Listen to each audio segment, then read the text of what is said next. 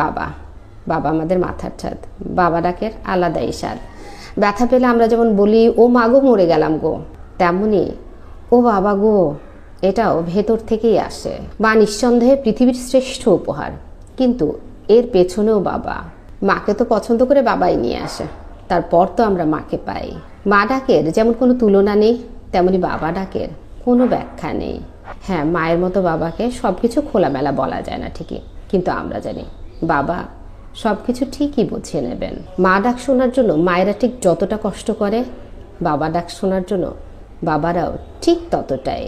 মা যদি মাতৃভাষা হয়, তবে বাবা আমাদের পিতৃপরিচয়। মা যদি নারীর টান হয়, তবে বাবা আমাদের রক্ত। মা ছাড়া ঘর খালি মনে হলে, বাবা ছাড়া জীবনটাই খালি। বাবার কাজ থেকে ফেরার সময় হলে ঘড়ির কাঁটার দিকে নিজ থেকে বারবার চোখ চলে যায়। মায়ের কষ্টের কথা সবাই বলে, কিন্তু বাবার ত্যাগের কথা কেউ বলে না। এমনকি বাবারা নিজের মুখেও কোনো দিন বলে না। মারা তো সহজেই কেঁদে ফেলে, কিন্তু বাবারা কাঁদে সারা জীবনে একবার। সারা জীবন নিজের শখ আল্লাহর জলাঞ্জলি দিয়ে নিজের মেয়েকে বড় করে সারা জীবনের মতো যখন বাবা অন্য লোকের বাড়ি দিয়ে দেয়, সেই ত্যাগের কাছে পৃথিবীর সব ত্যাগ ছোট মনে হয়। একটা মেয়ের বাচ্চা হলে হসপিটালে সবাই আগে সেই বাচ্চাটাকে দেখতে যায়, কিন্তু একমাত্র বাবা যে নিজের বাচ্চাটাকে, নিজের মেয়েকে সবার আগে দেখতে যায়। নানা হওয়ার সুখের থেকেও তার কাছে অনেক বেশি নিজের মেয়ের মা হওয়ার আনন্দ। আর যে বাবার ছেলে সন্তান, তার কি ত্যাগ কম? ছোটবেলা থেকে ছেলের যাবতীয় আবদার মিটিয়ে, জেদ মিটিয়ে, নিজের সবটুকু রোজগার দিয়েই হোক বা ধার করেই হোক ছেলেকে ভালো জায়গায় পড়াতেই হবে, যেখানে ছেলে পড়তে চায়। যদি সেটা বিদেশ হয় তবে তাই। তারপর ছেলে নিজের পায়ে দাঁড়িয়ে গেলে, প্রতিষ্ঠিত হয়ে গেলে, তখন বাবা টাকা রাখতে শুরু করে তার ছেলের বউয়ের জন্য, ছেলের বিয়ের জন্য, তারপর তার ছেলে মেয়ের জন্য। তবুও ছেলের কাছ থেকে এক পয়সাও মুখ ফুটে চাইতে পারে না কোনো বাবা। তাই বাবার ত্যাগ কল্পনার বাহিরে। তাই হয়তো বাবার স্থান মাথার ওপরে। খুব ভাগ্যবান তারা, বাবা মাকে কাছে পাচ্ছে যারা। বাবা কিন্তু আমাদের প্রথম হিরো। বাবা শার্ট প্যান্ট চশমা যাই পরতো সবই ছিল সেরা। সে হাত ঘড়ি হোক আর যাই হোক, আমার বাবা যেটা পরে সেটাই সেরা।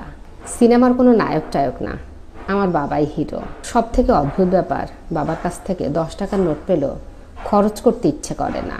বাবার দেয়া প্রতিটা নোট জমিয়ে রাখতে ইচ্ছে করে। খরচ করলে মনে হয় একটা একটা করে নোটের সাথে একটা একটা করে স্মৃতি খরচ করে ফেলছি।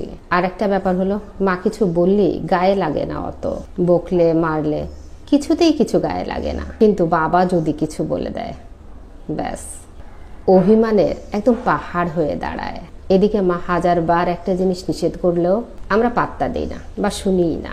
মা তো বলছে ঠিক আছে, কিন্তু বাবা যদি একটা কিছু নিষেধ করে দেয় একটু গম্ভীর গলা করে, ব্যাস আর কারোর সাধ্য নাই সেটা খণ্ডানোর। ছোটবেলায় বাবার সব কিছু নকল করতে ভালো লাগে। বাবার জুতোগুলো পায়ে দিয়ে হাঁটতে ইচ্ছে করে, বাবার ঘড়িটা হাতে পরে দেখতে ইচ্ছে করে, বাবার চশমাটা চোখে লাগিয়ে দেখতে ইচ্ছে করে। কিন্তু সেই বাবার যখন একটু বয়স হয়ে যায়, আমরা যখন একটু বড় হয়ে যাই, সেই বাবাই হয় আমাদের বেস্ট ফ্রেন্ড। তখন মাকে বলেও কোনো কথা তেমন শান্তি পাওয়া যায় না, যতক্ষণ না বাবাকে বলা হয়। সত্যি চরম দুর্ভাগ্য তাদের, যারা চেয়েও আজকে বাবার সাথে কোনো কিছু শেয়ার করতে পারে না। যাদের বাবা নেই, ছেড়ে চলে গেছে, কোনো আবদার কোনো জেদ বাবার কাছে আর করা যাচ্ছে না। বাবার ভয়ে আর তাড়াতাড়ি বাড়ি ফেরার তাড়া থাকছে না। মায়ের শাসন ঠিক যতটা প্রয়োজন আমাদের জীবনে, বাবার শাসনও হয়তো তার থেকে লাখ গুণ বেশি। তাই যাদের বাবা আছে তাদের সব আছে।